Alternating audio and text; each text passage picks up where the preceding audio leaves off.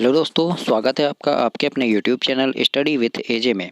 इसमें आज की वीडियो में हम देखते हैं, ये आपके कक्षा 9वीं का वार्षिक परीक्षा विज्ञान का पेपर है, जिसमें आज हम जानेंगे कि आपके कैसे कैसे इसमें प्रश्न आने वाले हैं और कौन कौन से प्रश्न इसमें महत्वपूर्ण हो सकते हैं। ये आपके वार्षिक परीक्षा 2023 जो आपका विज्ञान का पेपर होने वाला है अभी 3 अप्रैल को, उसका इसमें पेपर मैं लेकर के आया हूं और इसमें आपके लिए आज देखेंगे कि कैसे कैसे इसमें प्रश्न आपके पूछे जाएंगे। तो जिसमें सही जोड़ी, आपका विकल्प है, खालिस्तान है, सत्य असत्य है, ये सारी चीज़ें देखेंगे और इन प्रश्नों को आप जरूर से तैयार कर कीजिएगा पेपर में जाने से पहले।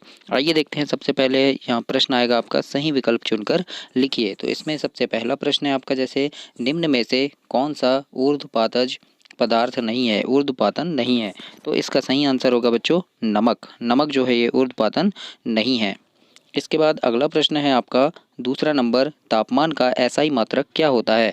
तो बच्चों आप ऐसे बहुत सारी चीज़ें हैं, जैसे केल्विन है, ये सॉरी तापमान हो गया है ना, द्रव्यमान हो गया, ये सारी चीज़ें जो हैं, जो मात्रक होते हैं, इनके एसआई मात्रक आपको पढ़ के जाना पड़ेगा, क्योंकि ये आपसे खालिस्तान में भी पूछ सकता है, सही जोड़ी में भी आ सकता है, विकल्प में भी आ सकता है। इसलिए इनको आप ज़रूर से तैयार करना। कुछ जो हैं ऐसे उनके कुछ मात्रक हैं, एसआई मात्रक उनके आप याद कीजिएगा। जैसे तापमान का पूछा तो ताप का क्या हो जाएगा, केल्विन हो जाएगा। केल्विन इसका सही आंसर होगा ए नंबर का।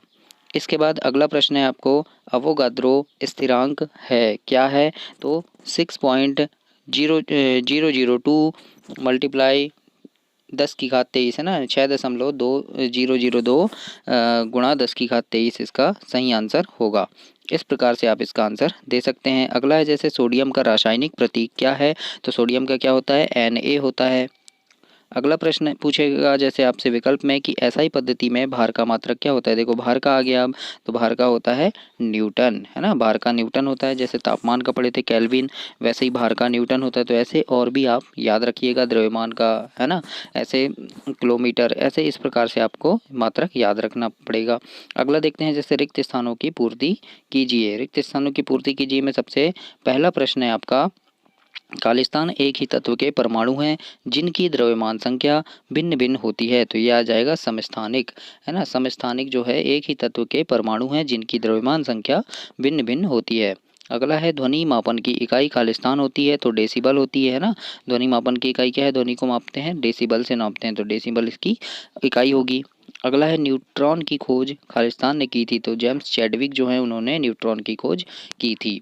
अगला प्रश्न है, सोडियम का परमाणु क्रमांक खालिस्तान होता है तो 11 होता है। सोडियम का कितना होता है, 11। ऐसे ही कुछ तत्व हैं जिनके परमाणु क्रमांक भी आप याद रखिएगा। अगला है, सभी जीवों की मूलभूत इकाई क्या होती है। तो कोशिका जो है ये सभी जीवों की मूलभूत इकाई होती है। विलयन एक खालिस्तान मिश्रित होता है या मिश्रण होता है। तो विलयन जो है समांगी मिश्रण होता है। इस प्रकार से ये आपके खालिस्तान वाले प्रश्न हुए। इसके बाद देखते हैं, जैसे सही जोड़ी बनाइए वाला प्रश्न है। तो सही जोड़ी बनाइए में सबसे पहले आपका जैसे ऊर्जा दिया है ना, तो ऊर्जा का क्या हो जाएगा आपका, ऊर्जा का हो जाएगा आपका बी नंबर का आएगा आपका सही आंसर ऊर्जा का, है ना। तो बी नंबर में क्या है आपका, अदिश राशि। ऊर्जा क्या है, एक अदिश राशि है, तो ये आ जाएगा आपका पहले में। उसके बाद है पत्तियों से भोजन का संवहन, तो क्या आ जाएगा, ये फ्लोएम आ जाएगा सी नंबर। वेग परिवर्तन की दर को क्या कहते हैं। तो वेग परिवर्तन की दर क्या आ जाएगा हमारा, त्वरण आ जाएगा, है ना। फिर संवेग का ऐसा ही मात्रक क्या आ जाएगा, संवेग का ऐसा ही मात्रक क्या होता है। तो ये चौथा का देख लेंगे हम क्या होता है। तो चौथा का ई नंबर है आपका। तो ई नंबर में क्या है आपका, किलोमीटर मीटर प्रति सेकंड, है ना। तो किलोग्राम मीटर प्रति सेकंड ये संवेग का आ जाएगा, है ना। ऐसे ही दाब का मात्रक क्या आ जाएगा। तो दाब का क्या आ जाएगा, पास्कल आ जाएगा, है ना। लाइसोसोम, लाइसोसोम क्या है, एक ये स्वघाती सॉरी लाइसोसोम का आ जाएगा। यहाँ से आप इनके सही जोड़ी के आंसर आप पूरे मिला सकते हैं। यहाँ पे सभी सही जोड़ी के आंसर आपको दिए गए हैं। इसके बाद जैसे देखते हैं हम, एक शब्द में उत्तर दीजिए। एक शब्द में उत्तर दीजिए में है, जैसे बल का एसआई मात्रक लिखिए। तो बल का क्या होता है, न्यूटन होता है, तो न्यूटन लिख दिए हमने। एक शब्द में उत्तर देना है हमको। अगला है, जैसे एक ऐसी धातु जो कमरे के ताप पर द्रव अवस्था में पाई जाती है वो क्या है। तो वो पारा है ना। ऐसी धातु जो द्रव अवस्था में पाई जाती है वो क्या है, पारा है। तो इस प्रकार से आप पारा इसका आंसर लिख सकते हैं। बच्चों इसमें बहुत ही महत्वपूर्ण प्रश्न है और आपके सामाजिक विज्ञान, गणित, अंग्रेजी, संस्कृत, ये सारे विषय के मैं आपको इसमें दूंगा, वीडियोस दूंगा, तो उसके लिए आप चैनल को सब्सक्राइब करें। इंपॉर्टेंट प्रश्न की वीडियो और भी मेरे चैनल पर डली है, तो चैनल पर जाके उन वीडियोस को आप ज़रूर देखें ताकि पेपर में वो आपके बहुत काम आ सके। इसके बाद देखते हैं जैसे नमक एवं आयोडीन के मिश्रण को किस विधि से पृथक किया जाता है। तो इसका सही आंसर होगा ऊर्ध्वपातन विधि, है ना। ऊर्ध्वपातन विधि से क्या करते हैं, नमक एवं आयोडीन के मिश्रण को हम पृथक करते हैं। एक ही प्रकार के कणों से बने पदार्थ क्या कहलाते हैं, तो ये शुद्ध पदार्थ कहलाते हैं। जो एक ही प्रकार के कणों से बने हैं, उसमें कोई और पदार्थ के कण नहीं मिले हैं, तो वो शुद्ध पदार्थ कहलाते हैं। अगला है जैसे किसी वस्तु का जड़त्व किस पर निर्भर करता है, तो ये द्रव्यमान पर निर्भर करता है। अगला प्रश्न है वेग में प्रति सेकंड होने वाली कमी को क्या कहते हैं, तो इसको मंदनम कहते हैं। इस प्रकार से आपके प्रश्न थे। अब हैं आपके लघुत्तरी प्रश्न। लघुत्तरी प्रश्न में जैसे लिखा है यहाँ पे, निम्नलिखित तापमान को सेल्सियस इकाई में परिवर्तित कीजिए। कुछ तापमान दिया रहेगा आपको, उसको आपको सेल्सियस इकाई में परिवर्तन करना है। जैसे यहाँ 300 के दिया है, 300 केल्विन, है ना। तो इसको हम क्या कर सकते हैं, 273 बराबर 0 अंश, है ना। तो क्या हो जाएगा यहाँ 0 अंश केल्विन बराबर के बराबर 273। इस प्रकार से हम इसको लिख सकते हैं। फिर 573 के है तो इसको ये, है ना, 573 के है जैसे सेल्सियस तापक्रम पर, तो इस प्रकार से हम इसको परिवर्तित करते हैं ए नंबर का, है ना। और बी नंबर का जैसे आपको दिया है सेल्सियस तापक्रम पर, तो कैसे परिवर्तित करेंगे के 273 फिर 573 माइनस 273 बराबर 300 अंश सेल्सियस। इस प्रकार से हम इसको परिवर्तित करते हैं। आपने सीखा है कि हम कैसे परिवर्तित करते हैं, है ना, तापक्रम पर, तो उस हिसाब से इसको परिवर्तित करना है। अगला प्रश्न है जैसे निम्नलिखित तापमान को केल्विन इकाई में परिवर्तित करना। अब देखो यहाँ पे जैसे 25 अंश सेल्सियस है, 373 अंश सेल्सियस है, 100 अंश सेल्सियस है और 0 अंश सेल्सियस, इनको आपको केल्विन में परिवर्तित करना है। तो जैसे 25 अंश सेल्सियस का है तो इसको 25 धन 273 के, है ना, 273 से हमको इसमें जोड़ना है। तो 273 के करेंगे तो कितना आ जाएगा हमारा 298 के। तो इस प्रकार से हमको सभी को परिवर्तित करना है, बी सी डी, इस प्रकार से सारे को परिवर्तित हमने किए हैं। तो ऐसे ही आपको करना है। अगला है जैसे ये आपको बनना चाहिए। अगला है जैसे अगला प्रश्न है आएगा जैसे मान लो ऊर्ध्वपातन को परिभाषित कीजिए, उदाहरण भी दीजिए। बच्चों ये बहुत ही महत्वपूर्ण प्रश्न है, बहुत बार अभी तक पूछा गया है और इस बार भी पूछ सकता है। तो इस प्रश्न को आप ध्यान से पढ़िएगा कि ऊर्ध्वपातन को परिभाषित करना है तो ऊर्ध्वपातन क्या है।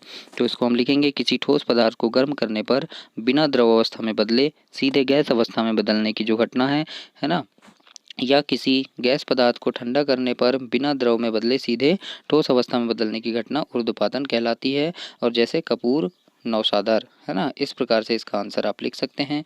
अगला है गलनांक को परिभाषित कीजिए। गलनांक भी बहुत ही इंपॉर्टेंट प्रश्न है, IMP लगा लो इसमें, ये आता ही है। तो गलनांक क्या है, वह स्थिर ताप है जिस पर गर्म करने से ठोस पदार्थ द्रव अवस्था में परिवर्तित होता है, उस ठोस का गलनांक कहलाता है। अगला है आपका जैसे समांगी और विषमांगी मिश्रण में अंतर बताना है। तो आपको ये समांगी विषमांगी मिश्रण में अंतर आप जरूर याद कर लीजिएगा, ये जरूर पूछा जाता है और ये आएगा आपके पेपर में, पक्का बता रहा हूँ। तो समांगी मिश्रण क्या है, तो इस प्रकार के मिश्रण का संगठन जो है सदैव एक समान रहता है। जैसे शुद्ध नमक, शुद्ध जल, शुद्ध सोना, शुद्ध चांदी, है ना, लोहा, हाइड्रोजन गैस, ये। और विषमांगी मतलब इसका मिश्रण का जो संगठन है एक समान नहीं रहता, जैसे दूध, सीमेंट, रक्त, लोहे, गंधक का मिश्रण आदि। तो इस प्रकार से आप इसको लिख सकते हैं।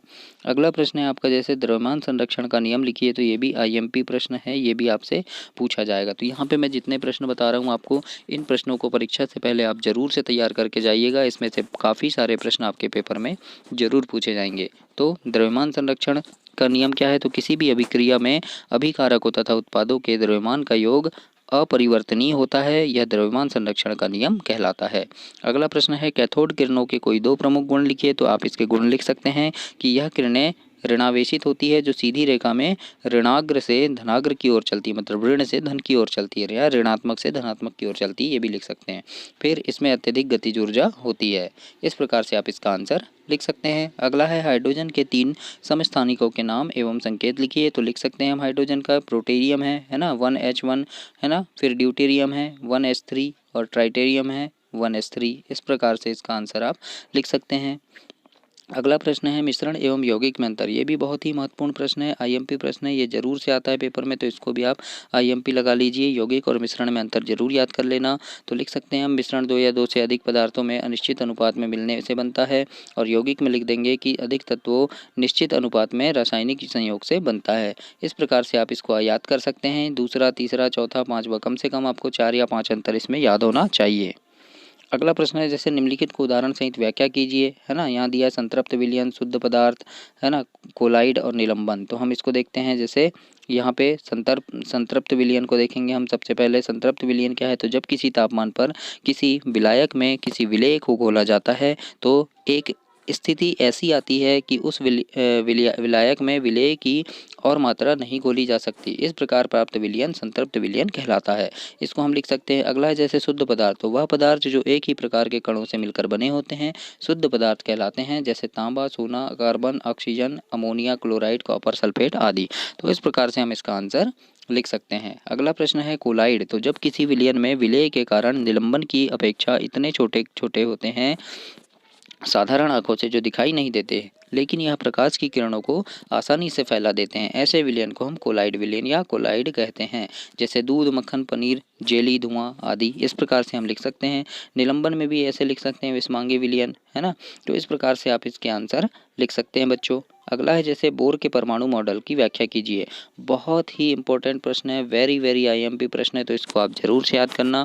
बोर के परमाणु मॉडल की व्याख्या, तो हम लिख सकते हैं यहाँ पे उत्तर में, रदरफोर्ड के परमाणु मॉडल की कमियों को दूर करने के लिए नील्स बोर ने परमाणु की संरचना के बारे में अवधारणाएं दी। कौन कौन सी अवधारणाएं दी, कि इलेक्ट्रॉन सिर्फ कुछ निश्चित कक्षाओं में ही घूम सकते हैं, जिन्हें इलेक्ट्रॉन की विविक्ति कक्षा कहते हैं। अगला है जब इलेक्ट्रॉन विविध कक्षा में चक्कर लगाते हैं तो उनकी ऊर्जा का विकिरण नहीं होता। इन कक्षाओं को ऊर्जा स्तर कहते हैं। चित्र में परमाणु के ऊर्जा स्तरों को दिखाया गया है ना। अगला लिख सकते हैं जैसे कक्षा, जैसे के, एल, एम, एन, है ना, 1 2 3 4 आदि से दर्शाया जाता है इनको, है ना। के को 1 से, एल को 2 से। इस प्रकार से हम इसको लिख सकते हैं। पादप एवं जंतु कोशिका में अंतर, बहुत ही महत्वपूर्ण प्रश्न है ये भी। तो इसमें मैं आपको जितने प्रश्न बता रहा हूँ बहुत ही महत्वपूर्ण है। इन सारे प्रश्नों को आप जरूर से तैयार करना, पेपर में बहुत से प्रश्न आपके क्लियर हो जाएंगे इससे। जंतु कोशिका, जैसे कोशिका भित्ति इसमें नहीं पाई जाती, है ना। पादप कोशिका को पढ़ लेंगे तो सेल्यूलोज की बनी कोशिका भित्ति पाई जाती है। फिर जंतु कोशिका में लवक नहीं पाए जाते और इसमें हरित लवक पाए जाते हैं। इसमें रिक्तिकाएं नहीं होती या छोटी, बहुत छोटी होती है, और इसमें रिक्तिकाएं बड़ी होती है।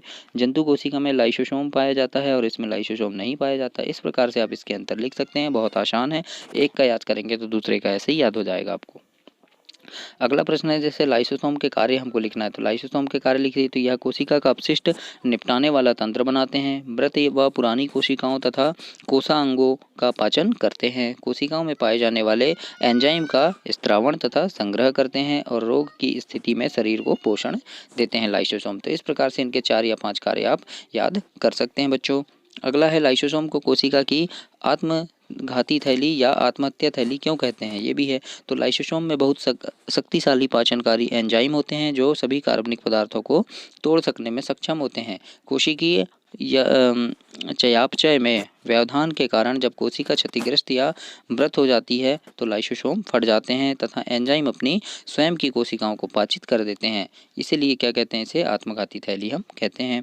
अब इसके बाद आएगा आपका जैसे दीर्घ उत्तरीय प्रश्न, बड़े प्रश्न लिखना है। तो आपको जैसे यहाँ पे कुछ यौगिक दिए हैं, इनका क्या लिखना है, इनके तत्वों के नाम। तो जैसे यहाँ पे लिखा है सबसे पहले देखो बुझा हुआ चूना, है ना। तो इसको क्या लिख सकते हैं, कैल्शियम व ऑक्सीजन निहित है ना। फिर क्या है हाइड्रोजन ब्रोमाइड, तो HBr, है ना। इसमें परमाणु हाइड्रोजन का एक परमाणु ब्रोमीन का होता है। फिर बेकिंग पाउडर, तो baking powder NaHCO3 sodium hydrogen carbon एवं ऑक्सीजन निहित होते हैं इसमें, है ना। देखो मिले हैं, सोडियम मिला है, हाइड्रोजन और कार्बन ऑक्सीजन सब। पोटेशियम सल्फेट में, है ना, K2SO4, पोटेशियम सल्फेट में ऑक्सीजन मिला होता है ना, O।